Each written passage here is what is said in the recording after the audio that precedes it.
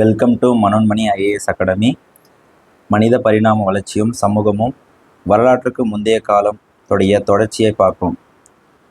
தொல் பழங்கால தமிழகம், கீழ் பழங்கற்கால பண்பாடு, இடை பழங்கற்கால பண்பாடு, மேல் பழங்கற்கால பண்பாடு, இடை கற்காலம், புதிய கற்காலம், இரும்பு காலம் வரை நாம் பார்க்க உள்ளோம். ஸோ முதலில் பார்த்தீங்கன்னா கீழ் பழங்கற்கால பண்பாடு. ஸோ அதை பார்ப்போம்.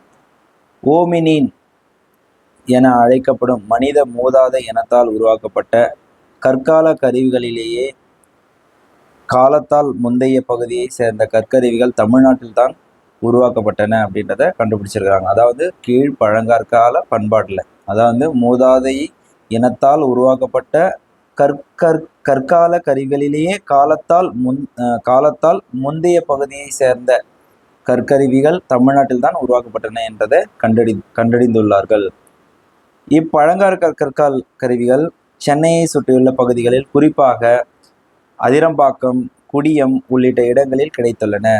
அப்போ இந்த பழங்கற்கால கருவிகள் சென்னைக்கு அருகில் உள்ள இல்லைன்னா சென்னைக்கு சுற்றியில் உள்ள பகுதிகளில், குறிப்பாக அதிரம்பாக்கம் அப்புறம் குடியும், இந்த 2 பகுதியில் தான் கிடைத்துள்ளது என்றதை கண்டுபிடிச்சிருக்காங்க. அதிரம்பாக்கத்தில் நடந்த தொல்லியல் அகழாய்வுகளும் அங்கு கிடைத்த செய்பொருட்களை காஷ்மீர் கதிர் மூலம், அப்போது அந்த ஒரு பொருள் இருக்குன்னாக்கா அந்த காஷ்மீர் கதிர் மூலம்தான் அது எத்தனை ஆண்டுகளுக்கு பழமையானது என்பதை கண்டுபிடிக்க முடியும். அதுதான் காஷ்மீர் கதிர் மூலம் காலத்தை கணிக்கும் ஆய்வு. காஷ்மீர் கதிர் மூலம் காலத்தை கணிக்கும் ஆய்வு மூலமா கண்டுபிடித்துள்ளார்கள். அப்போ சுமார் அந்த செய்பொருட்களை கணிக்கும் பொழுது பார்த்தீங்கன்னாக்கா சுமார் 1.5 2 மில்லியன் ஆண்டுகளுக்கு முன்பே மனிதர்கள் வாழ்ந்திருப்பதை காட்டுகிறது. ஸோ இந்த ஆய்வுகளின் அடிப்படையில் பார்த்தீங்கன்னா தமிழ்நாட்டில் 1.5 முதல் 2 மில்லியன் ஆண்டுகளுக்கு முன்பே மனிதர்கள் வாழ்ந்திருப்பதை காட்டுகின்றன. கொசஸ்தலை ஆறு, அப்போ கொசஸ்தலை ஆறு உலகில் மனித மூதாதையர்கள் வசித்த மிக முக்கிய இடங்களில் ஒன்றாகும். இப்போது கொசஸ்தலை ஆறு பகுதியில் பார்த்தீங்கன்னாக்கா மனிதர்கள் வாழ்ந்ததா சில தடயங்கள் கிடைத்துள்ளது. இங்கு வாழ்ந்த மனித மூதாதையர்கள் ஹோமோ எரெக்டஸ் என்ற வகையை சேர்ந்தவர்கள். ஹோமோ, அதாவது கொசஸ்தலை ஆறு பகுதியில் வாழ்ந்த மனிதர்களுடைய இனம் அப்படின்னு கொஸ்டின் கேட்டாங்கனாக்கா ஹோமோ எரெக்டஸ். அடுத்தது தொல்லியல் அகழாய்வு. தொல்லியல் அகழாய்வு என்ன அப்படின்னு சொல்லிட்டு மேலே பார்த்துருந்தோம், திரும்பவும் பார்க்குறோம். மண்ணில் புதைந்துள்ள கற்கருவிகள், பானைகள், விலங்குகளின் எலும்புகள், மகரந்தங்கள் ஆகியவற்றை அகழ்ந்தெடுத்து மனிதர்களின் கடந்த கால வாழ்க்கை முறையை புரிந்து கொள்வது தொல்லியல் அகழாய்வு. அப்போது மனிதனுடைய பண்பாடு, கடந்த கால வாழ்க்கை முறையுடைய பண்பாடை தெரிஞ்சுக்கிறதுக்காக அந்த கற்கருவிகள், பானைகள், விலங்குகளின் எலும்புகள், மகரந்தங்கள் ஆகியவற்றை என்ன பண்ணுறது, அகழ்ந்தெடுத்து அந்த அகழாய்வு செய்யப்படக்கூடிய ஒரு நிகழ்வு தான் தொல்லியல் அகழாய்வு. காஸ்மிக் கதிர் பாய்ச்சி கணித்தல். ஸோ ஒரு பொருள் மீது இந்த காஸ்மிக் கதிர் பயன்படுத்துவதன் மூலமாக இது எத்தனை ஆண்டுகளுக்கு பழமையானது என்பதை கண்டுபிடிக்கலாம்.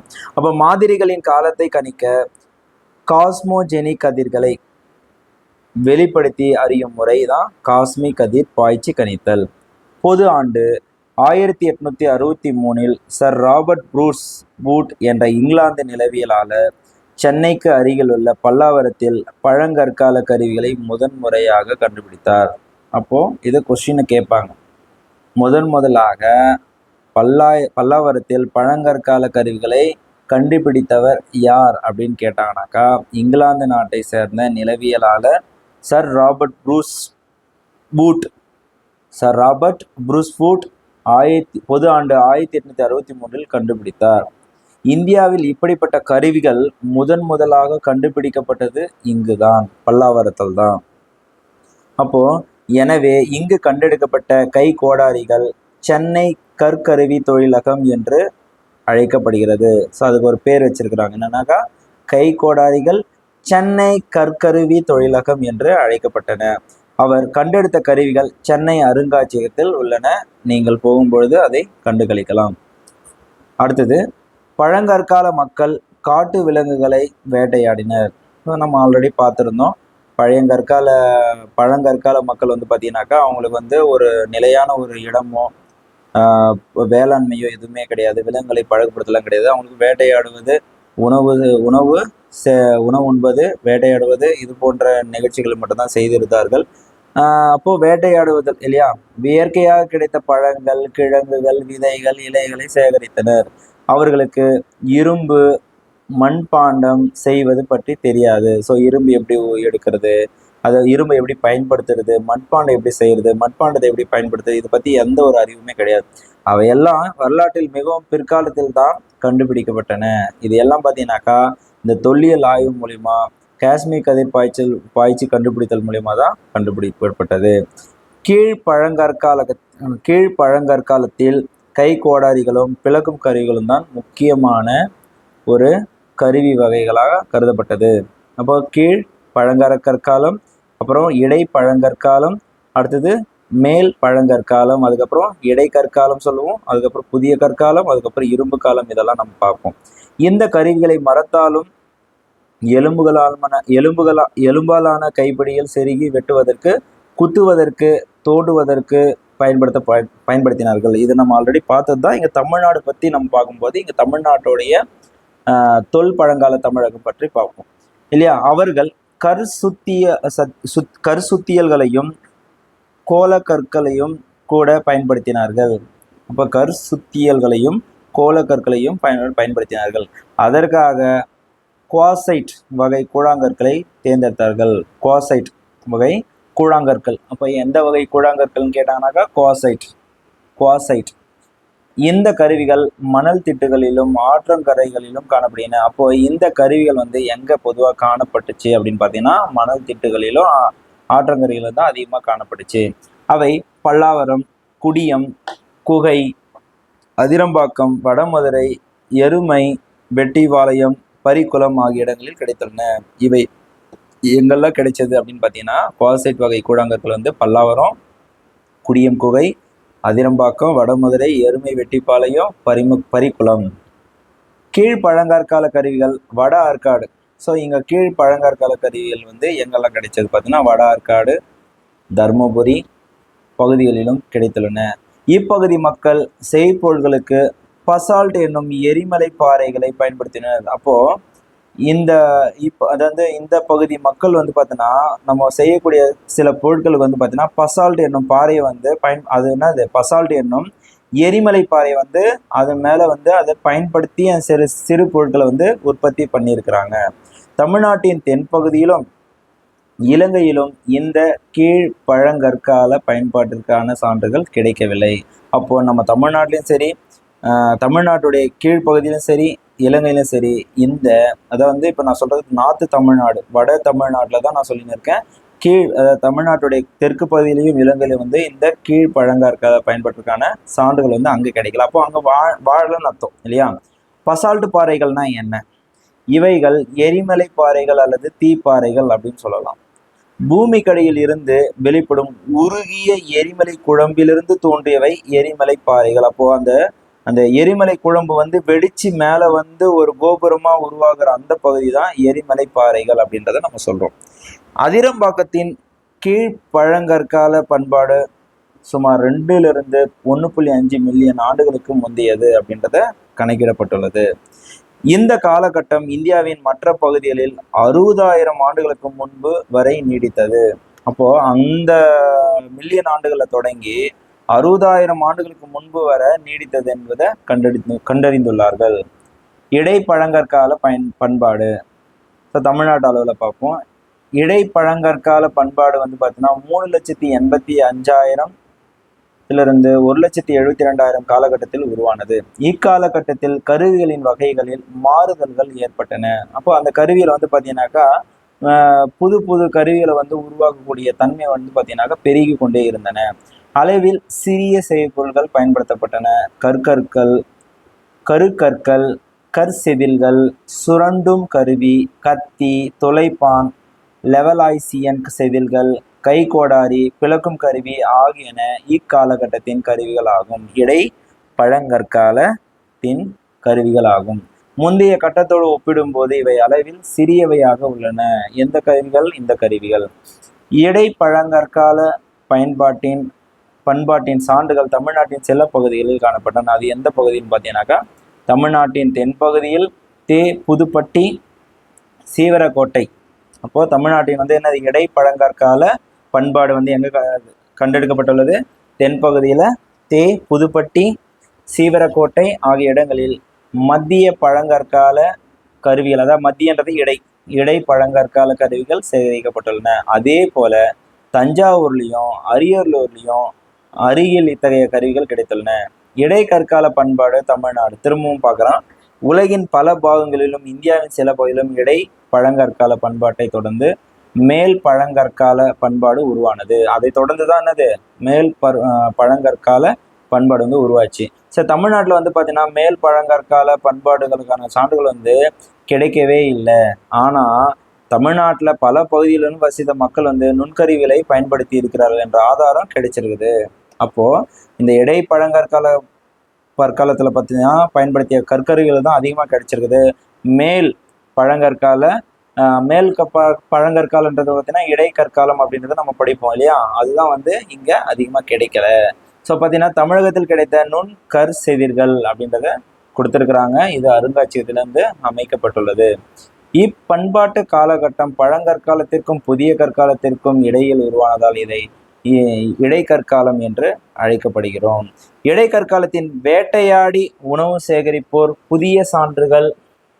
அப்போ வேட்டையாடி பார்த்தீங்கன்னா உணவு சேகரிப்போர் பற்றிய சான்றுகள் எங்கே கிடைச்சிருக்கு அப்படின்னு பார்த்தீங்கன்னா சென்னை, வட ஆற்காடு, தருமபுரி, சேலம், கோயம்புத்தூர், அரியலூர், புதுக்கோட்டை, மதுரை, சிவகங்கை, திருநெல்வேலி, கன்னியாகுமரி ஆகிய இடங்களில் கிடைத்துள்ளன. அப்போ தூத்துக்குடி அருகே தேரி அப்படின்ற ஒரு பகுதியில் பார்த்தீங்கன்னா இடைக்கற்கால கருவிகள் பல கிடைத்துள்ளன. அந்த தேரின்ற பகுதியில் அதிகமாக கிடைச்சிருக்கு அப்படின்றத கூறியிருக்கிறார்கள். இப்பகுதியில் உள்ள சிவப்பு மணல் குன்றுகள் உள்ள பகுதி பார்த்தீங்கன்னாக்கா என்னன்னு சொல்லியிருப்பாங்கன்னா தேரி அப்படின்றத சொல்லியிருப்பாங்க. அதாவது எந்த பகுதியில்? தூத்துக்குடியில் சிவப்பு மணல் குன்றுகளை தான் தேரின்றத சொல்லியிருப்போம். இந்த இடத்துல தான் இடைக்கற்கால கருவிகள் அதிகமாக கிடைச்சிருக்குன்னு சொல்லியிருக்கிறாங்க. இக்கால மக்கள் செட் குவாட்ஸாலான பளிங்கு அப்படின்னு சொல்லலாம். குவாட்ஸ்ன்னு என்னது? பளிங்குன்னு சொல்றோம் இல்லையா. ஸ்குவாட்ஸு, பளிங்கு, சிறிய செதில்களை கருவிகளையும் பயன்படுத்தினர் அப்படின்றத கொடுத்துருக்காங்க இடைக்கற்காலத்தில். இக்காலத்தின் கருவி வகையில் சுருண்டும் கருவிகள், பிறை வடிவம், முக்கோண வடிவம் என்று பல வடிவங்களில் இருந்தன. இப்போ தமிழ்நாடு இல்லாமல் நம்ம உலக அளவில் பார்க்கும்போது மேலே நம்ம இதை பற்றி பார்த்தோம். இங்கேயும் அதுக்கான சான்று கருவிகளுக்கான தொல்லியல் ஆய்வு செய்யும் பொழுது நமக்கு சில இடத்துல அந்த பொருட்கள் நமக்கு கிடைச்சிருக்கு. அதுவே அதற்கு சிறந்த ஆதாரமாக நமக்கு இங்கே கூறப்படுகிறது. மக்கள் உயிர் வாழ விலங்குகளை வேட்டையாடினார்கள்.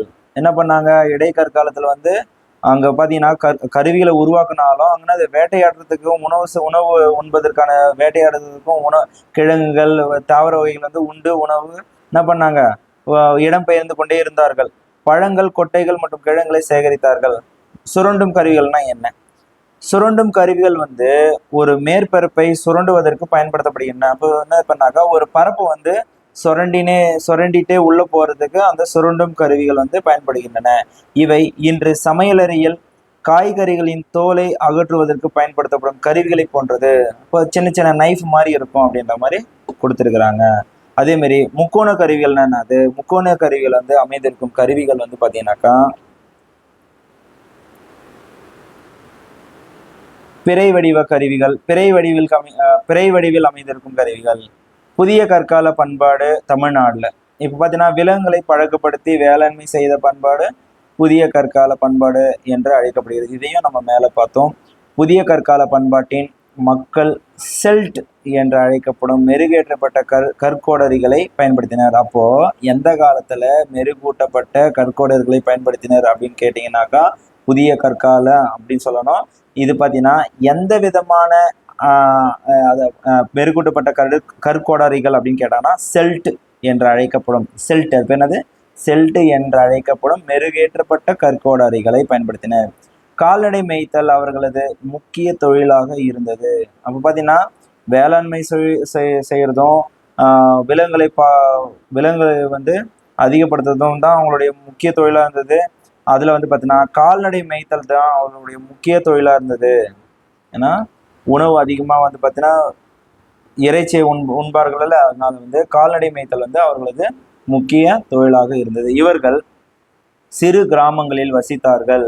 அப்போ பார்த்தீங்கன்னா வேளாண்மை செய்யறது, விலங்குகளை பழகுபடுத்தல்ன்றதுனால அங்கங்கே என்ன பண்ணாங்க, ஸ்டே பண்ணிட்டாங்க. அதனால தான் வந்து பார்த்தீங்கன்னா சிறு கிராமங்கள் வந்து கிராமங்களில் வசித்தார்கள். வீடுகள் கூரை வேயப்பட்டிருந்தன. அப்போ உபரி பொருட்களை வந்து சேமிக்கிறதுக்காக என்ன பண்ணாங்க, சின்ன சின்ன வீடு வந்து என்ன பண்ணாங்க, கட்டினாங்க இல்லையா, அது பேர் வந்து கூரை வீடுகள் சொல்லலாமா.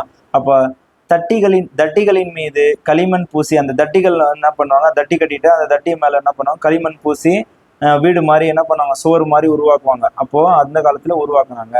புதிய கற்கால ஊர்களுக்கான சான்று வேலூர் மாவட்டத்தின் பையம்பள்ளியிலும் தருமபுரி பகுதியில் உள்ள சில இடங்களிலும் கிடைத்துள்ளன. ஸோ இதுக்கான சான்று வந்து எங்க கிடைச்சிருக்கு அப்படின்னு பார்த்தோம்னா, வேலூர் மாவட்டத்தினுடைய பையம்பள்ளியிலையும் தருமபுரி பகுதியில் உள்ள சில இடங்களிலும் இது கிடைத்துள்ளது. புதிய கற்கால மனிதர்கள் தான் முதலில் மட்பாண்டங்களை செய்திருக்க வேண்டும். அப்போ மட்பாண்டங்களை யார் செஞ்சிருப்பாங்கன்னா புதிய கற்கால மனிதர்கள் தான். மட்பாண்டங்களை அவர்கள் வந்து கையிலேயோ இல்லைன்னா மெதுவாக சுற்றும் சக்கரத்தை கொண்டோ வணைந்தார்கள். அப்போ பார்த்தீங்கன்னா அது அது ஒரு பனை மாதிரி என்ன பண்ணுவாங்க, அந்த சுழண்டுகிட்டே என்ன பண்ணுவாங்க, அந்த பானையை உருவாக்கி இருப்பாங்க. அப்போ மட்பாண்டங்களை சுடுவதற்கு முன்னால் அவற்றை கூழாங்கற்கள் கொண்டு மெருகேற்றினார்கள். அப்போ கூழாங்கற்களை கொண்டு என்ன பண்ணுவாங்க, ரொம்ப அழகா இருக்கிற மாதிரி மெருகூட்டுவாங்க. இதனை தேய்த்து மெருகிடுதல் என்பர். இது பேர் என்னது, தேய்த்து மெருகிடுதல் என்பர். தமிழ்நாட்டின் வேலூர் மாவட்டத்தில் பையம்பள்ளி என்ற ஊர் உள்ளது. இங்கு இந்திய அரசின் தொல்லியல் துறை அகழ்வாய்வு செய்துள்ளது. தமிழகத்தில் முதலில் மட்பாண்டங்களும் வேளாண்மை செய்வதற்கான சான்றும் கிடைத்துள்ளன. இந்த இடத்துல தான் வந்து என்னது, இந்த சான்றுகள் கிடைத்துள்ளன. இங்கு கேழ்வரகு, கொள்ளு, பச்சை பயிறு ஆகிய தானியங்கள் கிடைத்துள்ளன. இந்த அகழ்வாராய்ச்சியில் பார்த்தீங்கன்னாக்கா கேழ்வரகு, கொள்ளு, பச்சை பயிரும் கிடைச்சிருக்கு. அதேமாரி இரும்பு காலம். ஸோ நம்ம வந்து கீழ்பழங்கற்காலம், அதுக்கப்புறம் பார்த்தீங்கன்னா இடைப்பழங்கற்காலம், மேல் பழங்கற்காலம், தொடர்ந்து புதிய கற்காலம் பார்த்தோம். ஸோ புதிய கற்காலத்துக்கு பிற்பதில் மேல் பழங்கற்காலம் வந்து பழங்கற்காலம்ன்றதை பார்த்தோம். அதை தொடர்ந்து வந்து பார்த்தீங்கன்னா இரும்பு கற்காலம் அப்படின்றத பார்ப்போம். இதை வந்து என்னன்னு சொல்லலாம், பெருங்கற்காலம் அப்படின்றத சொல்லலாம். புதிய கற்காலத்தை தொடர்ந்து வந்த பண்பாட்டு காலம் இரும்பு காலம் அப்படின்றத நம்ம அழைப்போம். இதன் பெயர் குறிப்பிடுவதை போல இக்காலகட்ட மக்கள் இரும்பு தொழில்நுட்பத்தை பயன்படுத்தினர். இது சங்க காலத்திற்கு முந்தைய காலமாகும். இது வந்து பார்த்தீங்கன்னா சங்க காலம் தொடங்கியதற்கு முன்பு உள்ள காலத்தை தான் சங்க காலத்திற்கு முந்தைய காலம் அப்படின்றத அழைப்போம். இரும்பு காலம் நல்ல பண்பாட்டு வளர்ச்சி உருவான காலகட்டம். அப்போ இரும்பு காலகட்டத்துல தான் நல்ல பண்பாட்டு வளர்ச்சி வந்து உருவான காலகட்டம் அப்படின்றத இங்க குறிப்பிடுவோம். இக்காலகட்டத்தில் தான் சங்க காலத்திற்கான அடித்தளம் அமைக்கப்பட்டது. அப்போ இந்த காலகட்டத்துல தான் சங்க காலத்திற்கான அடித்தளம் வந்து முழுமையா அமைக்கப்பட்டிருந்ததை இந்த இடத்துல குறிப்பிட்டிருக்காங்க. இரும்பு காலகட்டத்தில் தமிழ்நாட்டின் பல பகுதிகளிலும் மக்கள் குடியேறி விட்டார்கள். அப்ப என்ன பண்ணா இந்த காலகட்டத்தில் தான் மனிதர்கள் வந்து பார்த்தீங்கன்னா அங்கங்க குடிபெயரி விட்டார்கள். அவர்களுக்கென ஒரு நிரந்தர குடியிருப்புகள் வந்து உருவாகின. மக்களிடையே பரிமாற்ற உறவுகளும் வளர்ந்தன. அப்போ என்னன்னாக்கா அவரவர்கள் வேளாண்மை செய்த பொருட்களை வந்து பரிமாறி கொண்டார்கள். அவர்கள் உற்பத்தி பண்ண சில பொருட்களை வந்து பரிமாற்றி கொண்டார்கள். மக்களுக்கு உலோகவியல் மற்றும் மட்பாண்ட தொழில் குறித்து தெரிந்திருந்தது இந்த இரும்பு காலத்தில். அப்போ அவர்கள் இரும்பு, வெண்கல பொருட்களையும் தங்க அணிகலன்களையும் பயன்படுத்தினார்கள். அப்போ இரும்பு, வெண்கலம், தங்கம் இது போன்ற அணிகலன்களை வந்து உருவாக்கி பயன்படுத்தினார்கள். அவர்கள் சங்காலான அணிகலன்களையும், அப்போ சங்கெல்லாம் இருக்கு இல்லையா, அதில் வந்து சின்ன சின்ன சங்கல் என்ன பண்ணோம், அதில் வந்து அணிகலன்களையும் செம்மணிக்கல் என்று அழைக்கக்கூடிய கார்னீலியன் மற்றும் பளிங்காலான குவார்ட்ஸ் மணிகளையும் பயன்படுத்தி இருக்கிறார்கள். தூத்துக்குடி மாவட்டத்தின் ஆதிச்சநல்லூர், மதுராந்தகத்திற்கு அருகில் உள்ள சானூர், புதுக்கோட்டைக்கு அருகில் உள்ள சித்தன்ன வாசல் என பல இடங்களில் இரும்பு காலத்திற்கான சான்றுகள் கிடைத்துள்ளன. தமிழகம் முழுவதும் பெருங்கற்கால ஈமச்சின்னங்கள் காணப்படுகின்றன. இந்த பெருங்கற்கால ஈமச்சின்ன வகைகள்னா என்ன அப்படின்றத பார்ப்போம். மக்கள் இறந்தவர்களை புதைப்பதற்கு பெரிய கற்களை பயன்படுத்தியதால் இரும்பு காலம் பெருங்கற்காலம் அப்படின்றதையும் அழைப்பாங்க. அப்போ இறந்தவர்களின் உடலோடு ஈமப் பொருட்களாக இரும்பு பொருட்கள், கார்னீலியன் மணிகள், வெண்கல பொருட்கள் ஆகியவையும் புதைக்கப்பட்டன. ஈமச் சின்னங்கள் சிலவற்றில் மனித எலும்புகள் கிடைக்கவில்லை. ஈமச் சின்னங்கள்ல வந்து பார்த்தீங்கன்னாக்கா சில இடத்துல வந்து பார்த்தீங்கன்னா சில எலும்பு கூடுகள் வந்து கிடைக்கல, மற்ற பிற ஈமப் பொருட்களே கிடைத்துள்ளன. அதுக்கு பதிலாக மற்ற ஈமப் பொருட்களையும் புதை பொருளாக புதைத்திருக்கார்கள். இவற்றை ஈம நினைவு சின்னங்கள் அப்படின்றத நம்ம சொல்லுவோம். அப்போ என்னன்னாக்கா பொருட்களை மட்டும் என்ன பண்ணாங்க புதைச்சு வச்சிருப்பாங்க. அதுதான் ஈம நினைவு சின்னங்கள். ஈம பொருட்கள்னா என்ன? ஈம பொருட்கள்ன்றது பார்த்தீங்கன்னா இறந்தவரின் எலும்புகளோடு ஈம சின்னத்தில் புதைக்கும். ஈம சின்னம்னா என்னது? அவருடைய வெண்கல ஆபரணங்கள், என்னது வெண்கல ஆபரணங்கள், வேற என்ன சொல்லலாம்,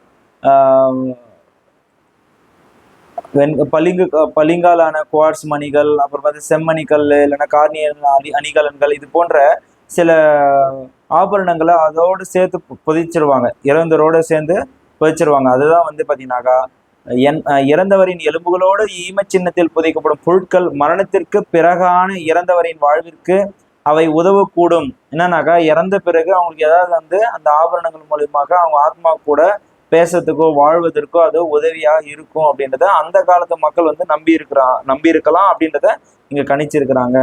இதுக்கு ஏன் இந்த உதாரணத்தை வந்து சொல்லியிருக்காங்கன்னா எகிப்துல கிடைச்ச பிரமிடுகளின் இது போன்ற ஈம பொருட்கள் உண்டு. அப்போ ஒரு பாக்ஸ்ல என்ன பண்ணுவாங்கன்னா அடைச்சி ஈம பொருட்கள் வந்து பாத்தீங்கன்னாக்கா அந்த பிரமிடுல கிடைச்ச அந்த சிலையோடு கிடைச்ச அந்த அதுக்கு உதாரணமா இதை கம்பேர் பண்றாங்க. அடுத்தது, பண்டைய வரலாற்று காலம் அல்லது சங்க காலத்தில் இது போன்று புதைப்பது நிகழ்ந்துள்ளது. அப்போ பண்டைய வரலாற்று காலம்ன்றது அப்புறம் அல்லது சங்க காலத்தில் அதுக்கு பிறகு தோன்றிய சங்க காலத்தில் வந்து இது போன்று புதைப்பது நிகழ்ந்துள்ளது என்பதை நமக்கு நிறைய சான்றுகள் வந்து கிடைத்துள்ளது. சங்க இலக்கியங்கள் புதைப்பது குறித்து மக்களின் பல்வேறு வழக்கங்களை கூறுகின்றன. ஸோ அந்த வழக்கங்களை வச்சு நம்ம என்ன பண்ணலாம் கூறலாம். இங்கே பார்த்தீங்கன்னாக்கா சர் ராபர்ட் ப்ரூஸ்ஃபுட் இந்தியாவில் முதல் பழங்கற்கால கருவிகளை பல்லாவரத்தில், சென்னைக்கு அருகில் உள்ள பல்லாவரத்தில் கண்டுபிடித்தார். குடியம் குகை சென்னைக்கு அருகில் உள்ளது. குடியம் குகை என்ற பகுதி சென்னைக்கு அருகில் உள்ளது. சர் ராபர்ட் ப்ரூஸ்ஃபுட் கண்டுபிடித்த கற்கருவிகள். ஸோ அவர் கண்டுபிடிச்ச கற்கருவிகள். அதே போன்று பெருங்கற்கால ஈமச்சின்னங்கள் டோல்மேன் எனப்படும் கற்திட்டை. ஸோ அப்போ பார்த்தீங்கன்னா டோல்மேன் சொல்கிறோம் இல்லையா, அதனுடைய கற்திட்டை வந்து சான்றுகளாக சொல்லலாம். சிஸ்ட் எனப்படும் கல்லறைகள் சொல்லலாம். மென்கிரி எனப்படும் நினைவு சின்ன குத்துக்கள். அப்போ அது பார்த்தீங்கன்னா இந்த நான் சொன்ன இந்த கல்லறைகள், கற்திட்டை, குத்துக்கள், இது வந்து பார்த்தீங்கன்னா நினைவு சின்னத்தை குறிக்கக்கூடிய ஒரு இடம். ஸோ அது அந்த சான்றுகள். மென்கிரி எனப்படும் நினைவு சின்ன குத்துக்கள், தாழி பாறையை குடைந்து உருவாக்கிய குகைகள், சார்கோபேகஸ் எனப்படும் ஈமத்தொட்டிகள் என்று வகைப்படுத்தப்படுகின்றன. அப்போ ஒரே மாதிரி இருக்கிறத வந்து பார்த்தீங்கன்னா டோல்மென்னு சொல்றாங்க, சிலது வந்து சிஸ்டன் சொல்றாங்க, சிலதை வந்து மென்ஈர் சொல்றாங்க, சிலது வந்து பார்த்தீங்கன்னா பாறையை குடைந்து உருவாக்கிய குகைகள் என்று சொல்றாங்க. சார்கோபேகஸ் என்று அழைக்கப்படும் ஈமத்தொட்டிகள் சொல்றாங்க. சரி, கொடக்கல் அல்லது குடைக்கல், இது கேரளாவில் இருக்கக்கூடிய ஒரு பகுதி. கொடக்கல் அல்லது குடைக்கல், குடை வகை அப்படின்றத சொல்லுவோம். தொப்பிக்கல், இதுவும் பார்த்தீங்கன்னாக்கா கேரளாவில் இருக்கக்கூடிய பகுதி. பத்திக்கல், இதுவும் கேரளாவில் இருக்கக்கூடிய பகுதி. ஆகிய வகைகள் கேரளாவில் காணப்படுகின்றன. மேஜை போன்ற கல்லால் உருவாக்கப்பட்ட டோல்மேன்கள். அப்போ மேஜை மாதிரி இருக்கும் இந்த டோல்மேன்கள். மேலே பார்த்தோம் இல்லையா, ஈமச்சடங்கின் நினைவு சின்னமாக நிறுவப்பட்டன. சிஸ்டி என்பது மண்ணில் புதைக்கப்பட்ட கல்லறை போன்றது. ஸோ மண்ணிலே புதைக்கப்பட்ட கல்லறை மாதிரி இருக்கும் அப்படின்றத சொல்லியிருக்கிறாங்க. இவை 4 புறமும் 4 கற்பாறைகளை நிறுத்தி மேலே ஒரு கற்பாலத்தை வைத்து மூடி உருவாக்கப்படும் அப்படின்றத கொடுத்துருக்குறாங்க. அதே மாதிரி அன் என்பது மட்பாண்ட சாடிகள்ன்றது சொல்லியிருக்காங்க. என்னது? மட்பாண்ட சாடிகள். இவை இறந்தவர்களை புதைக்க பயன்படுத்தப்பட்டவை. சார்கோபேகஸ் என்பவை சுட்ட களிமண்ணாலான சவப்பெட்டி போன்றவை. அப்போ என்ன பண்ணா சுட்ட களிமண்ணாலான சவப்பெட்டியை வச்சு என்ன பண்ணியிருப்பாங்க, புதைச்சிருப்பாங்க. இவற்றிற்கு சில சமயங்களில் பல கால்களை வைத்து தயாரிப்பார்கள். என்ன பண்ணியிருப்பாங்கனாக்கா இன்னைக்கு எப்படி பானையை வந்து பச்சை மண்ணில் சேர்ந்து நம்ம சுடு பண்ணி அது என்ன பண்ணோம் சிவப்பு கலர்ல மாத்துறோம் இல்லையா, சுடுமண் அப்படின்னு சொல்றோம் இல்லையா, இது மாதிரி வந்து பார்த்தீங்கன்னா நீங்க சவப்பட்டி என்ன பண்ணியிருப்பாங்க, களிமண்ணால உருவாக்கிட்டு அதை பண்ணியிருப்பாங்க, சுட்ட களிமண்ணா மாத்திருப்பாங்க. அப்போ இதுக்கு வந்து சில காலையும் என்ன பண்ணியிருப்பாங்க, அது சேர்த்து உருவாக்கியிருப்பாங்க. மென்கீர் அப்படின்னு பார்த்தீங்கன்னா, மென்கீர் என்பவை புதைத்ததன் நினைவு சின்னம் போல நிறுவப்படும் தூண் போன்ற நடுக்கற்கள். மென்கீர் என்பது புதைத்ததன் நினைவு சின்னம் போல நிறுவப்படும் தூண் போன்ற நடுக்கல். கல்லறை சிஸ்ட் கற்திட்டைகளில் போர்ட் ஹோல் எனப்படும் இடுதுளை ஒன்று ஒருபுறம் இடப்பட்டிருக்கும். கல்லறையில கற்திட்டைகள்ல போர்ட் ஹோல் அப்படின்னு சொல்லக்கூடிய இடுதுளை வந்து ஒன்று ஒரு புறம் இடப்பட்டிருக்கும். இது வந்து என்னன்னா அவற்றின் நுழைவாயில் போல பயன்பட்டன. எதனுடைய நுழைவாயிலா, அதை வந்து இறந்தவர்களுடைய நுழைவாயில் போல இது வந்து என்னது பயன்பட்டன அப்படின்னு சொல்லியிருக்காங்க. இது என்னன்னா ஆன்மா வந்து செல்வதற்காக வைக்கப்பட்டவை என்று கருதப்படும். அந்த ஆன்மா போயிட்டு வர்றதுக்காக இது வந்து வச்சிருக்கலாம் அப்படின்றத சொல்லியிருக்கிறாங்க. அப்புறம் நடுக்கற்கள் மென்ஹிர்கள் அப்படின்னாக்கா இரும்பு காலத்தில் வீரர்களுக்காக கட்டப்பட்டிருக்கலாம் அப்படின்றத சொல்லியிருக்காங்க. நடுக்கல் மரபு இரும்பு காலத்திலோ அல்லது அதற்கு முன்போ தொடங்கி இருக்கக்கூடும். வேளாண்மையும் கால்நடை வளர்ப்பும் இரும்பு கால மக்கள் வேளாண்மையும் மேற்கொண்டார்கள். ஆடு மாடுகளையும் வளர்த்தார்கள். சில குழுக்கள் வேட்டையாடி கொண்டும் உணவு சேகரித்து கொண்டும் இருந்தனர். தினையும் நெல்லும் பயிரிடப்பட்டன. இந்த காலகட்டத்தில்தான் பாசன நிர்வாகம் மேம்பட்டது. ஏனெனில் பெருங்கற்கால இடங்கள் நதிகள் குளங்களுக்கு அருகே தான் இருந்தார்கள். ஆற்றுப்படுகை சொல்றோம் இல்லையா, அந்த ஆற்றுப்படுகை வந்து டெல்டா பகுதின்னு நம்ம சொல்லுவோம். ஆற்றுப்படுகை ஒட்டியுள்ள பகுதி எல்லாமே டெல்டா பகுதி. பாசன தொழில்நுட்பம் வளர்ந்தது. ஸோ இப்போ பார்த்தீங்கன்னாக்கா பாசனம் வந்து அதிகமாக என்ன பண்ணுவாங்க, ஆறுகளில் ஓடக்கூடிய நதியை பயன்படுத்தி நிறைய பாசனம் பண்ணுவாங்க. அதுதான் டெல்டா பகுதின்னு நம்ம சொல்லக்கூடிய இன்றைய காலப்பகுதி. அப்போ பெருங்கற்கால இடங்களான தூத்துக்குடி மாவட்டத்தில் அமைந்துள்ள ஆதிச்சநல்லூரிலும் பழனிக்கு அருகே உள்ள பொருந்தலிலும் ஈமச்சின்னங்களுக்குள் நெல்லை வைத்து புதைத்ததற்கான சான்றுகள். அப்போ என்ன பண்ணுவோம், ஈமச்சடங்கு நம்ம பண்ணுவோம் இல்லையா, அதுக்குள்ள என்ன பண்ணுவாங்கன்னா அந்த தானியை வச்சு என்ன பண்ணுவோம், புதைச்ச சான்றுகள் வந்து நமக்கு கிடைச்சிருக்கு. ஸோ இங்கே வந்து படத்தில் பார்க்குற மாதிரி நெடுங்கல் குத்துக்கள் வந்து கொடுத்துருக்காங்க. அது பேர் மென்ஹீர். அதேமாரி மூடி உள்ள தாழி ஆதிச்சநல்லூர். அடுத்தது கல்வட்டமும் கல்வட்டமும் அதுக்கப்புறம் பார்த்தீங்கன்னா நெடுங்கல்லும் கொடுமணல். அடுத்தது ஈமத்தொட்டி. ஸோ ஈமத்தொட்டியில் தான் வந்து பார்த்தீங்கன்னா நம்ம உயிர்களை வைத்து உள்ளே புதைச்சிருப்பாங்க. அது பார்த்தீங்கன்னா களிமண்ணை சுட்ட களிமண் சொல்லுவாங்க. அது கற்திட்டை டோல்மென். ஸோ கற்திட்டை வந்து கொடுத்துருக்காங்க. அடுத்தது வந்து கற்பலகைகள் கொண்டு உருவாக்கப்பட்ட கல்லறை. என்னது அந்த கல்லறை வந்து என்ன பண்ணுவோம், கற்திட்டை மாதிரி வந்து உருவாக்கி அதுக்குள்ளே போட்டு புதைச்சிருப்பாங்க. சிஸ்ட் அப்படின்னு சொல்லுவோம். இது வந்து கொடுமணல். அப்புறம் நம்ம கேரளாவில் பார்த்தோம் இல்லையா, கொடைக்கல் அல்லது குடைக்கல், அப்புறம் தொப்பிக்கல், அப்புறம் பத்திக்கல். அப்போ இரும்பு கால சமூகமும் அரசியலும். அப்போ இரும்பு காலத்தில் வேளாண்மை சமுதாயங்கள் ஆடு மாடு வளர்ப்போர் வேட்டையாடி உணவு சேகரிப்போர் ஆகியோரும் இருந்தனர். அப்போ ஒரு சமுதாயம் பார்த்தீங்கன்னாக்கா வேளாண்மை செய்கிறதும், ஒரு சமுதாயம் பார்த்தீங்கன்னா ஆடு மாடு வளர்ப்போர் வேட்டையாடி உணவு சேகரிப்போர் ஆகியோரும் இருந்தனர் அப்படின்றத குறிப்பிட்டிருக்காங்க. இரும்பு கால சமூகமும் அரசியலும். இக்காலகட்டத்தில் தான் கைவினை கலைஞர்கள் மண்பாண்டம் செய்பவர்களாகவும் உலோக வேலை செய்பவர்களாகவும், அதை வந்து என்ன சொல்லுவாங்க, உலோக வேலை செய்கிறவங்க என்ன சொல்லுவாங்க, கம்மியர். இது கொஸ்டின்ல கேட்பாங்க. உலோக வேலை செய்பவர்கள் வந்து எப்படி அழைக்கலாம் பார்த்தீங்கன்னா கம்மியர் அப்படின்னு சொல்லுவோம். தொழில்முறையாளர்களாகவும் இருந்தார்கள். சமூகத்தில் பல குழுக்கள் இருந்தன. இது மாதிரி பார்த்தீங்கன்னா இவங்களை வேளாண்மை கால்நடை வளர்ப்போர் உலோக வேலை செய்வர்கள் மட்டும் தான் பார்த்துன்னு இருக்கோம். இதை தாண்டி பார்த்தீங்கன்னாக்கா பல குழுக்கள் வந்து செயல்பட்டு கொண்டிருந்தது. சமூகத்தில் பல குழுக்கள் இருந்தன என்றது ஆதாரம் நமக்கு கிடைச்சிருக்கு. கல்லறைகளின் அளவுகளும் ஈம பொருட்களின் வேறுபாடுகளும் இக்காலத்தில் ஏராளமான சமூக குழுக்கள் இருந்ததையும் அவர்களுக்குள் வேறுபட்ட பழக்கங்கள் இருந்ததையும் காட்டுகின்றன. அப்போ பார்த்தீங்கன்னா அன்னைக்கு ஈமச்சடங்கு பார்த்தீங்கன்னாக்கா நிறைய பலவிதமாக வந்து ஒவ்வொரு குழுவும் ஒரு மாதிரியும் ஃபாலோ பண்ணியிருக்கிறாங்க. இவற்றில் சில ஒரு தலைவருக்கு கீழான சமூகங்களாக தம்மை அமைத்து கொண்டன. அப்போ என்ன பண்ணியிருப்பாங்கனாக்கா அவர்களுக்குள்ளே ஒரு தலைவர்களை உருவாக்கி அவர்கள் வந்து தனியாகவே ஒரு சமூகமாக உருவாக்கி இருந்தார்கள்.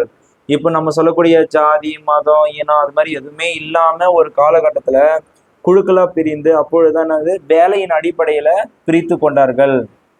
கால்நடைகளை கவர்வது போர்களுக்கும் அத்துமீறல்களுக்கும் வழிவகுத்தது. அப்போ என்ன பண்ணனாக்கா கால்நடை வந்து யார்கிட்ட அதிகமாக இருக்கோ அவங்கள தான் வந்து பார்த்தீங்கன்னா பலத்தில் வந்து அதிகமாக கருதப்பட்டார்கள். அதனால தான் என்ன பண்ணுவாங்க, போர்களில் வந்து பார்த்தீங்கன்னா இந்த கால்நடைகளை கவர்வாங்க. இக்காலத்தில் தான் எல்லைகள் விரிவாக்கம் தொடங்கியது. அப்போ இந்த காலத்து கட்டத்தில் தான் பார்த்தீங்கன்னா எல்லைகள் வந்து அதிகமாக விரிவாக்கம் அடைந்தது. மட்பாண்டங்கள் தொல்லியல் ஆய்வு நடந்த இடங்களில் கிடைக்கும் முக்கியமான சான்று மட்பாண்டங்களாகும். ஸோ பார்த்தீங்கன்னா நிறைய தொல்லியல் ஆய்வு செய்யும் போது பார்த்தீங்கன்னாக்கா மட்பாண்டங்கள் நிறைய கிடைக்கிறதுக்கான சான்று வந்து நமக்கு கிடைக்குது. இது வந்து பார்த்தீங்கன்னா இரும்பு கால சங்ககால மக்கள் வந்து கருப்பு மற்றும் சிவப்பு நிறங்களை மட்பாண்டங்களுக்கு பயன்படுத்தினா. அப்போ கருப்பு சிவப்பு வந்து பார்த்தீங்கன்னா இந்த மட்பாண்டங்களுக்கு வந்து அதிகமாக பயன்படுத்தியுள்ளார்கள் என்ற சான்றுகளும் நமக்கு கிடைத்துள்ளது. மட்பாண்டங்கள் சமையல் பொருட்களை சேமிப்பதற்கு சாப்பிடுவதற்கு என பயன்படுத்தப்பட்டன. அப்போ பொதுவாக வந்து பார்த்தீங்கன்னா எதுக்கு யூஸ் பண்ணுவாங்க இதை, பொருட்களை வந்து அதிகமாக சேமிக்கிறதுக்கும் சரி, அதேமாரி சாப்பிடுவதற்கும் இதை தான் பயன்படுத்தி இருக்கிறாங்க. கருப்பு மற்றும் சிவப்பு மட்பாண்டங்கள் உள்ளே கருப்பாகவும் வெளியே சிவப்பாகவும் காணப்பட்டன. ஸோ இது கூட கொஸ்டினாக கேட்பாங்க. உள்ளே வந்து எப்படி இருக்கும், கருப்பாக இருக்கும், வெளியே சிவப்பாக இருக்கும், வெளிப்புறம் பளபளப்பாகவும் இருக்கும் அப்படின்றத கொடுத்துருக்காங்க. இரும்பு தொழில்நுட்பமும் உலோக கருவிகளும் பெருங்கற்கால கல்லறைகளில் ஈம பொருட்களாக ஏராளமான. அப்போ பெருங்கற்கால கல்லறைகள் வந்து பார்த்தீங்கன்னாக்கா கிடைக்கக்கூடிய அந்த பொருட்களில் வந்து என்னென்ன கிடைச்சிருக்குன்னா ஈம பொருட்களான ஏராளமான இரும்பு பொருட்கள் வந்து வைக்கப்பட்டுள்ளனன்றதை நம்ம கண்டுபிடிச்சிருக்கிறோம். வாள், குருவாள் போன்ற கருவிகள், கோடரிகள், உளிகள், விளக்குகள், முக்காலிகள் ஆகியன கிடைத்துள்ளன. இப்போ எக்ஸாம்பிள் கொடுத்துருக்குறாங்க. கருப்பு சிவப்பு பானை ஓடுகள் வந்து ஆதிச்சநல்லூரில் கண்டுபிடிச்சிருக்கிறாங்க. அதுக்கப்புறம் வந்து கீழே வந்து லெஃப்ட் சைடில் வந்து இரும்பு வாளும் கத்தியும் அதேமாரி ஆதிச்சநல்லூரில் கண்டுபிடிச்சிருக்கிறாங்க. மூணாவது பார்த்தீங்கன்னாக்கா ஆரோவில் வந்து பார்த்தீங்கன்னா புதுச்சேரியுடைய பகுதியில் ஈம சின்னங்களில் கிடைத்த வெண்கல கிண்ணம் கொடுத்துருக்குறாங்க. வெண்கல கிண்ணத்தை கொடுத்துருக்குறாங்க. அதேமாரி இப்பொருட்களில் சிலவற்றிற்கு எலும்பு அல்லது மரம் அல்லது கொம்பலான கைப்பிடி. அப்போ இந்த பொருளில் வந்து பார்த்தீங்கன்னா சிலவற்றிற்கு வந்து பார்த்தீங்கன்னா கைப்பிடியும் ஒன்று இருக்காது இல்லையா, அதுக்கு பதிலாக என்ன பண்ணீங்கன்னா அந்த கைப்பிடிக்காக எலும்பு, மரம், கொம்பாலான கைப்பிடி பொருத்தப்பட்டிருந்தது. இரும்பு கருவிகள் வேளாண்மைக்கும் வேட்டையாடுதலுக்கும் உணவு சேகரிப்பதற்கும் போர்களுக்கும் பயன்படுத்தப்பட்டது. அப்போ இரும்பு கருவிகள் வந்து எதுக்கு பயன்படுத்தினாங்க, வேளாண்மை செய்யறதுக்கு, வேட்டையாடுதலுக்கு, உணவு சேகரிப்பதற்கும் போர்களுக்கும் இது பயன்படுத்தினாங்க. வெண்கல கிண்ணங்கள் வந்து விலங்கு, பறவை உருவங்களால் அணிவேலைப்பாடு செய்யப்பட்ட கலங்கள், வெண்கலத்திற்காக முகம் பார்க்கும் கண்ணாடி, மணிகள் ஆகியவையும் கிடைத்துள்ளன. இது மட்டும் கிடையாது, வெண்கலை கிண்ணங்கள் கிடைச்சிருக்கு, விலங்கு மற்றும் பறவை பூர்வங்களால் அணி வேலைப்பாடு செய்யப்பட்ட கலங்கள் கிடைச்சிருக்கு, அப்புறம் வெண்கலத்திலான முகம் பார்க்கும் கண்ணாடியும் மணிகளும் ஆகியவையும் கிடைச்சுள்ளது.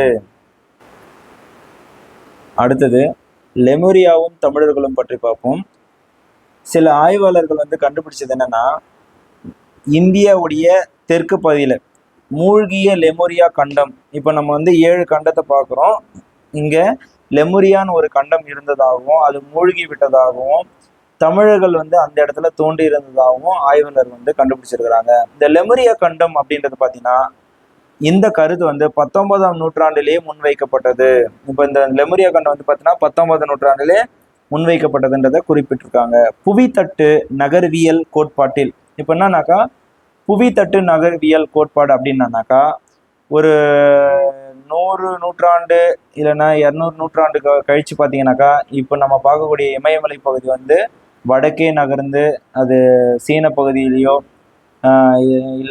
இல்லையெனில் அமெரிக்காவின் பகுதியிலோ மாறுபட்டிருக்கலாம். அதுதான் வந்து பார்த்தீங்கன்னாக்கா இட நகர்வு அப்படின்றது வந்து புவித்தட்டு நகர்வுன்றது பார்த்தீங்கன்னாக்கா இடமும் நகர்கிறது அப்படின்றத குறிப்பிட்டிருக்காங்க. அப்போ ஏற்பட்டுள்ள முன்னேற்றங்களின் காரணமாக இப்போது இந்த கருத்து குறித்து பல்வேறு பார்வைகளை அறிஞர்கள் முன்வைக்கின்றார்கள். தமிழ் இலக்கிய குறிப்புகள். அப்போ தமிழ் இலக்கிய குறிப்புகள் வந்து பல உண்டனவும் அந்த குறிப்புகள் எல்லாமே பார்த்தீங்கன்னா கடல் கொண்டதை பற்றி கூறுகின்றன. இவை கன்னியாகுமரியை சுற்றியுள்ள சில பகுதிகள் கடலுக்கடியில் மூழ்கடிக்கப்பட்டதாக சொல்கின்றன. அப்போ அதை சுற்றி இருக்கிற பகுதியில் வந்து பார்த்தீங்கன்னா மூழ்கடிக்கப்பட்டது அப்படின்றத சொல்லுது. இது வந்து பார்த்தீங்கன்னா கிமு 5000க்கும் முன்பு இலங்கையின் சில பகுதிகளும் தமிழ்நாடும் நிலத்தால் இணைக்கப்பட்டிருந்தன. அப்போ இலங்கையின் சில பகுதிகளும் தமிழ்நாடும் நிலத்தால் இணைக்கப்பட்டிருந்தன இந்த சான்றுகள் கூறுகின்றன. எனவே கடல் மட்ட உயர்வின் காரணமாக கன்னியாகுமரிக்கு அருகே சில நிலப்பகுதிகளும் இலங்கை இந்திய இணைப்பும் கடலுக்கடியில் சென்றிருக்கலாம். அப்போ இந்த பகுதி வந்து பார்த்தீங்கன்னாக்கா கன்னியாகுமரிக்கு அருகே சில நிலப்பகுதிகளும் இலங்கையுடைய இந்திய இணைப்பும் கடலுக்கடியில் சென்றிருக்கலாம் என்று கூறுகிறது. இப்பகுதியில் கூடுதல் ஆழ்கடல் ஆய்வுகள் தேவைப்படுகின்றன. ஏன்னா இந்திய பெருங்கடல் சொல்லும்போது ஆழம் அதிகமாக இருக்கக்கூடிய கடலை தான் பெருங்கடல் அப்படின்றத நம்ம சொல்லுவோம். அப்போ மிகவும் ஆழமான பகுதியை ஆய்வுகள் வந்து மேற்கொள்ளப்படணும் அப்படின்றத கொடுத்திருக்காங்க. தமிழகம் உள்ளிட்ட தென்னிந்திய பகுதிகளில் இடைக்கற்காலம் முதல் புதிய கற்காலம் வரை மனித இனம் குறிப்பிட்ட எண்ணிகள் தொடர்ந்து வாழ்ந்திருப்பதற்கான சான்றுகள் அகழாய்வுகள் வெளிப்படுத்துகின்றன. இதன் மூலமாக நமக்கு உறுதிப்படுகின்றன. மேலும் பண்டைய தமிழ்நாட்டின் பண்பாடுகள் பற்றிய காலவரிசை பற்றி பார்ப்போம். பண்பாடு, காலம், பண்பாட்டு கூறு. பழங்கற்காலம் அப்படின்னு நீங்க பார்த்தீங்கன்னாக்கா 20 லட்சம் ஆண்டுகள் முன்பு முதல் கிமு 8000 வரை அப்படின்றத கொடுத்துருக்காங்க. ஸோ பண்பாட்டு கூறு என்னன்னாக்கா கைக்கோடாரி, வெட்டுக்கருவி, வேட்டையாடுதல், உணவு சேகரித்தல். அடுத்தது இடைக்கற்காலம். இடைக்கற்காலம்ன்றது வந்து கிமு 8000 முதல் கிமு 1300 வரை. இந்த பழங்கற்காலம் 3 வகையாக பிரிக்கலாம்னு சொல்லியிருந்தேன். மேலே பார்த்த பழங்கற்காலம், கீழ், இடை, மேல். மேல் மேல் அப்படின்றது தான் வந்து என்னது இடைக்கற்காலம் நம்ம சொல்லுவோம். மேல் பழங்கற்காலம், இடைக்கற்காலம் அப்படின்றத சொல்லுவோம். கிமு 8000 முதல் கிமு 1300 வரை. ஸோ இதில் வந்து பார்த்தீங்கன்னா என்னென்ன கருவிகள்னா நுண்கருவிகள், தாவர உணவுகளை சேகரித்தல், விலங்குகளையும் பறவைகளையும் வேட்டையாடுதல், உலோகம் பற்றி இவர்களுக்கு தெரியாது. ஸோ இடைக்கற்காலம் வரைக்கும் நமக்கு தெரியாது. புதிய கற்காலம் கிமு 2000 முதல் கிமு 1000 வரை மெருகேற்றப்பட்ட கற்கோடாரிகள் பயன்படுத்தியுள்ளார்கள். நுண்கருவிகள், விலங்குகளை பழக்குதல், பயிரிடுதல், குழுக்களின் பெருக்கம், வேட்டையாடுவோர், உணவு சேகரிப்போர். வேட்டையாடுவோர் வந்து உணவு சேகரிப்போர். மேய்ச்சல் அப்படின்றது மேய்ச்சல் சமூகத்தினர் என இருவிதமான குழுக்களும் ஒரே சமயத்தில் வாழ்ந்தனர் இந்த புதிய கற்காலத்தில். அடுத்தது வந்து இரும்பு காலம். ஸோ இரும்பு காலத்தில் வந்து கிமு 1300 முதல் கிமு 300 வரை பெருங்கற்கால ஈமச்சடங்கு முறை. உணவு போரும் மேய்ச்சல் சமூகத்தினும் ஒரே சமயத்தில் வாழுதல், குழு தலைவர் உருவாதல், இரும்பின் பயன்பாடு அறிதல், கருப்பு மட்பாண்டங்கள் உருவாதல், கைவினை திறன்களில் சிறப்பு நிபுணர்கள் உருவாதல், குயவர்கள், கொல்லர்கள் என்று அழைக்கப்பட்டனர். அடுத்தது பண்டைய வரலாற்று மற்றும் சங்க காலம். ஸோ பண்டைய வரலாற்று மற்றும் சங்க காலம் கிமு 300 முதல் பொது ஆண்டு 300 வரை இரும்பு கால மரபுகளோடு சேர, சோழ, பாண்டிய மன்னர்களின் வளர்ச்சி, வீரர்களை வழிபடுத்துதல், இலக்கிய மரபு, கடல் வழி வணிகம் பற்றி கூறுகின்றன. ஸோ புக் பேக் கொஸ்டின்ஸ் பார்ப்போம். இது மீள்பார்வை பார்ப்போம். நம்ம என்னென்ன படித்தோம் அப்படின்றத ஒரு ஷார்ட்டாக மெசேஜ் பார்ப்போம்.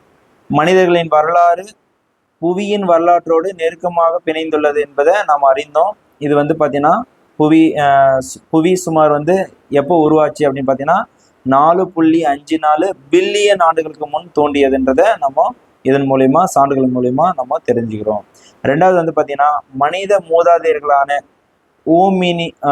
ஓமினின்கள் சுமார் வந்து 5-7 மில்லியன் ஆண்டுகளுக்கு முன் தோன்றினார்கள் என்பதை பார்த்தோம். அதை ஓமினின்கள் அப்படின்னு சொல்லுவோம்.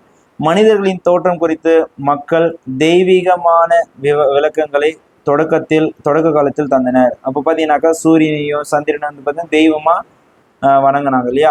ஆனால் விஞ்ஞான ரீதியாக மனிதர்கள் பெருங்குரங்களிலிருந்து தான் பரிணமித்தார்கள் என்ற கொள்கையை முன்வைக்கப்பட்டது. அப்போ கிரேட் ஏப்ஸ், அப்போ நம்ம பார்த்தோம் இல்லையா, கிரேட் ஏப்ஸ் மூலயமா நம்ம மனிதர்கள் வந்து உருவாகி இருக்கிறார்கள். அடுத்தது மனிதர்கள் விலங்குகளை பழக்கப்படுத்தி பயிர் செய்ய ஆரம்பித்தார்கள். இந்த வேளாண்மை புரட்சி பல மாற்றங்களுக்கு இட்டு சென்றது. மனிதர்கள் நிரந்தரமாக வீடுகளில், ஊர்களில் வசித்தார்கள், பானைகள் செய்தார்கள், உபரியின் உற்பத்தி மூலம் பல்வேறு கலைகளை வளர்த்து கொண்டார்கள், வீடுகளையும் கட்டினார்கள், சிறு கிராமங்களாக உருவாக்கினார்கள். தமிழ்நாட்டில் முதலில் மனிதர்கள் சுமார் 2 தமிழ்நாட்டில் முதலில் மனிதர்கள் வந்து பார்த்தீங்கன்னாக்கா 2 முதல் 1.5 மில்லியன் ஆண்டுகளுக்கு முன் வாழ்ந்திருந்ததற்கான சான்றுகள் கிடைத்துள்ளன. இடைப்பழங்கற்கால பண்பாடு தமிழ்நாட்டின் சில பகுதிகளில் காணப்படுகின்றன. இடைக்கற்கால மக்கள் தமிழ்நாட்டின் எல்லா பகுதிகளிலும் வாழ்ந்திருக்கிறார்கள் என்ற சான்றுகளும் கிடைத்துள்ளன. புதிய கற்கால சான்றுகள் தமிழ்நாட்டின் வடமேற்கு பகுதியில் கிடைக்கின்றன. இரும்பு காலத்தில் மக்கள் பல்வேறு நிலப்பகுதியில் மேலும் பரவினார்கள். இவர்கள் பின்னால் வந்த சங்க காலத்திற்கு அடித்தளமிட்டார்கள். வேளாண்மையில் இரும்பு கருவிகள் பயன்படுத்தப்பட்டன. சரி, புக் பேக் கொஸ்டின்ஸ் பார்ப்போம். மனிதர்களுடன் மரபணுவியல் நோக்கில் மிகவும் நெருக்கமாக இருப்பது சிம்பன்சி. ஏன்னா இதனுடைய டிஎன்ஏ நம்ம ஆராய்ச்சி பண்ணும்போது பார்த்தீங்கன்னா 98% வந்து பார்த்தீங்கன்னா நவீன மனிதர்களுடைய இனத்தை ஒப்பிட்டு இருந்தது அப்படின்றத பார்த்தோம். வேளாண்மை மற்றும் விலங்குகளை பழக்கப்படுத்தல் தொடங்கிய காலகட்டம் பார்த்தீங்கன்னா புதிய கற்காலத்தில் தான் வந்து பார்த்தீங்கன்னாக்கா வேளாண்மையும் விலங்குகளை பழக்கப்படுத்தலாம் தொடங்கிய காலகட்டம். பரிணாம வளர்ச்சி வரிசையில் நவீன மனிதனின் நேரடி முன்னோர் அப்படின்னு பார்த்தீங்கன்னாக்கா ஹோமோசெப்பியன்ஸ். ஸோ அவங்க தான் வந்து நேரடி முன்னோர் அப்படின்றத நம்ம சொல்லுவோம். ஹோமோ எபிலிஸ், ஹோமோ எரெக்டஸ், நியாண்டர்தால் வந்து பார்த்தீங்கன்னாக்கா ஒரு இனத்துலேருந்து மனித இனத்துலேருந்து பிறந்தது தான். அங்கே அந்த இனத்தில் வந்து பார்த்தீங்கன்னாக்கா இப்போ இருக்கிற நவீன மனிதனோட நேரடி அப்படின்னு பார்த்தீங்கன்னாக்கா ஹோமோசேப்பியன்ஸ் தான் நம்ம சொல்லுவோம். அதேமாரி எகிப்து, இஸ்ரேல், பாலஸ்தீனம் மற்றும் ஈராக் ஆகியவை அடங்கிய பகுதி வந்து என்னன்னு பகுதி சொல்லலாம், பிறைநிலை பகுதி அப்படின்றத நம்ம பார்த்துருந்தோம். அதேமாரி சர் ராபர்ட் ப்ரூஸ்ஃபுட் என்ற இங்கிலாந்து நிலவியலாளர் சென்னைக்கு அருகில் உள்ள பல்லாவரத்தில் டேஷ் கருவிகளை முதலாக கண்டுபிடித்தார். பழங்கற்கால கருவிகளை வந்து கண்டுபிடித்தார். சரியான விடையை தேர்ந்தெடுத்து எழுதுக அப்படின்னு கொடுத்துருக்குறாங்க. முதல்ல பாருங்க, எழுத்து தோன்றுவதற்கு முந்தைய காலம் வரலாற்றுக்கு முந்தையதாகும். கரெக்டு. வரலாற்றுக்கு முந்தைய கால மக்கள் மொழியை வளர்த்தெடுத்தார்கள். தவறு. அப்போ வரலாற்றுக்கு முந்தைய மக்கள் வந்து மொழி வந்து பேசியிருக்க மாட்டாங்க, சைகை மொழி தான் பேசியிருப்பாங்க. அழகான ஓவியங்களையும் கலைப்பொருட்களையும் உருவாக்கினார்கள். அதுவும் தவறு. வரலாற்றுக்கு முந்தைய கால சமூகங்கள் படிப்பறிவு பெற்றிருந்ததாக கருதப்படுகிறது. தவறு. அப்பெல்லாம் படிப்பு மொழி எதுவுமே கிடையாது. வரலாற்றுக்கு முந்தைய காலகட்டம் பழங்காலம் என்று அழைக்கப்படுகிறது. இது சரி. அப்போ 1 மற்றும் 4 சரி. அடுத்தது சரியான விடையை தேர்ந்தெடுத்து எழுதுவோம். செல்ட் எனப்பட்ட மெருகேற்றப்பட்ட கற்கோடர்களை புதிய கற்கால மக்கள் பயன்படுத்தினார்கள். கரெக்டு. ஏன்னா புதிய கற்கால மக்கள் தான் செல்ட் எனப்பட்ட மெருகேற்றப்பட்ட கற்கோடர்கள் என்று பயன்படுத்தினார்கள். புதிய கற்கால கிராமம் குறித்த சான்று சென்னை மாவட்டத்தில் உள்ள பையம்பள்ளியில் காணப்படுகிறது. தவறு. பழைய கற்கால கருவிகள் தான் வந்து சான்றுகள் வந்து சென்னை மாவட்டத்தில் உள்ள பையம்பள்ளியில் வந்து பையம்பள்ளின்றது வந்து வேலூர் மாவட்டத்தில் உள்ளது. அப்போ புதிய கற்கால கிராமம் குறித்த சான்று வந்து பார்த்தீங்கன்னாக்கா வேலூர் மாவட்டத்தில் உள்ள பையம்பள்ளியில் தான் கிடைச்சது. இது சென்னை மாவட்டம் கொடுத்துருக்காங்க. இதுவும் தவறு. இப்போ விலங்குகளை வளர்த்தல், பயிர் செய்தல் ஆகியவை நடந்த காலகட்டம் இடைக்கற்காலம் எனப்படுகிறது. ஸோ பார்த்தீங்கன்னாக்கா விலங்குகளை வளர்த்தல், பயிர் செய்தல் வந்து இடைக்கற்காலத்துலையா?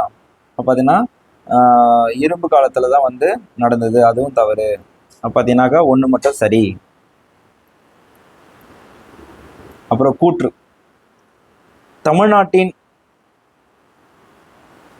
தமிழ்நாட்டின் ஆறுகள் குளங்கள் அருகே இடைக்கற்கால வாழ்விடங்கள் பல கண்டெடுக்கப்பட்டுள்ளன. கூற்று கரெக்டா? தமிழ்நாட்டின் ஆறுகள் குளங்கள் அருகே இடைக்கற்கால வாழ்விடங்கள் பல கண்டெடுக்கப்பட்டன. காரணம் நீர்ப்பாசன மேலாண்மை இடைக்கற்காலத்தில் வளர்ச்சியடைந்தது என்று பார்த்தீங்கன்னாக்கா கூற்றும் சரி, காரணமும் சரி. தவறு. அடுத்தது கை கோடாரிகளும் வெட்டு கருவிகளும் டேஷ் பண்பாட்டை சேர்ந்த முக்கிய கருவி வகைகளாகும்.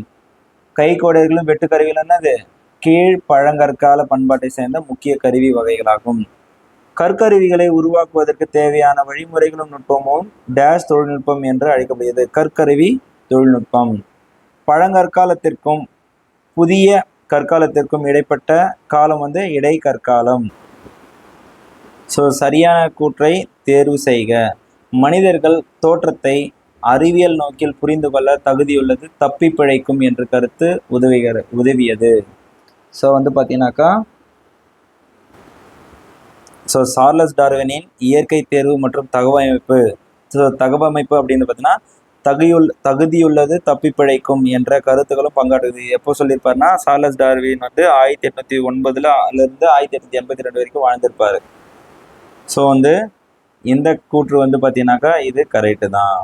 இந்த கூற்று இது கரெக்டு தான்.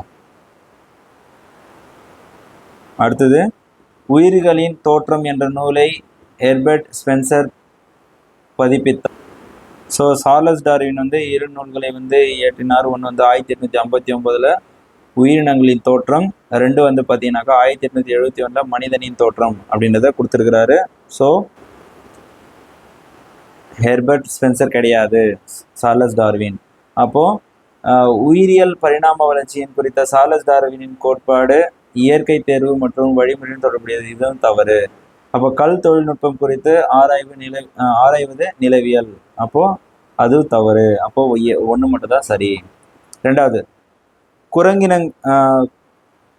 ரெண்டாவது வந்து பார்த்தீங்கன்னாக்கா குரங்கினங்களில் உராங்குட்டான் மனித மரபுக்கு மிக நெருக்கமாக குரங்கினமாகும், அதுவும் தவறு. உராங்குட்டான் கிடையாது, சிம்பன்சி குரங்கினம் தான் வந்து மனித மரபுக்கு மிகவும் நெருக்கமான குரங்கினமாகும். ஏன்னா அதனுடைய டிஎன்ஏ டெஸ்ட் பண்ணதில் 98% மனிதனுடைய டிஎன்ஏ வந்து ஒத்து போனது அப்படின்னு பார்த்துருந்தோம். அப்போ அது கிடையாது. அப்போ மனிதர்களின் முன்னோர்களை ஓமினின் என்கிறோம், இது கரெக்டு. மனிதருடைய முன்னோர்களை வந்து ஓமினின் அப்படின்றத நம்ம அழைக்கிறோம். அவர்களின் தோற்றம் குறித்த சான்றுகள் ஆப்பிரிக்காவில் காணப்பட்டன, அதுவும் கரெக்டு. செதிலை கருவிகள் செய்ய பயன்படுத்த முடியாது, செதிலை கருவிகள் செய்ய பயன்படுத்த முடியாது, தவறு. இப்போ செதிலை கருவிகள் வந்து செய்ய பயன்படுத்த முடியும். அதேமாரி சிறு செதில்கள் தயாரிக்க பயன்படும் மூலக்கல் அச்சூலியன் எனப்படும்.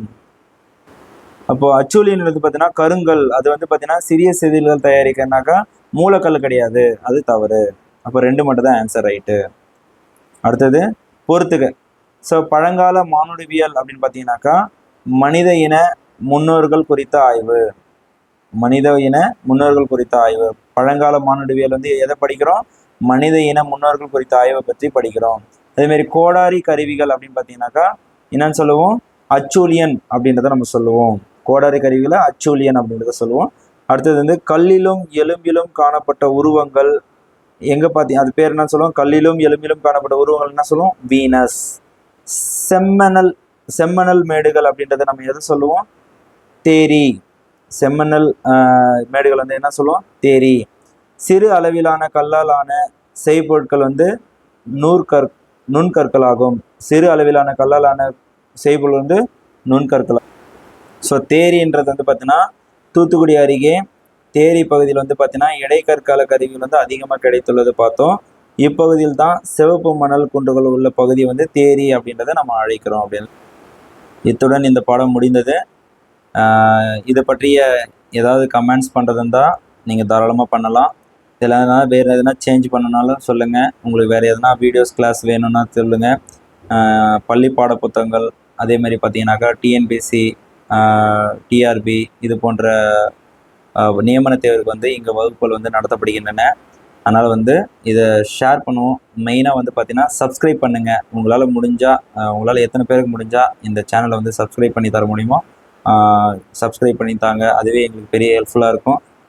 கவர்மெண்ட் எக்ஸாம் படிக்கிற மாணவர்களுக்கு வந்து இந்த பள்ளி புத்தகம் வந்து நல்லா ஸ்டாண்டர்டாக நீங்கள் படிச்சிட்டிங்கனாவே எக்ஸாமில் 100% உங்களால் பாஸ் பண்ண முடியுன்றதை நாங்கள் கேரண்டி தரோம். ஸோ ஹெல்ப் பண்ணுங்கள். Thank you very much.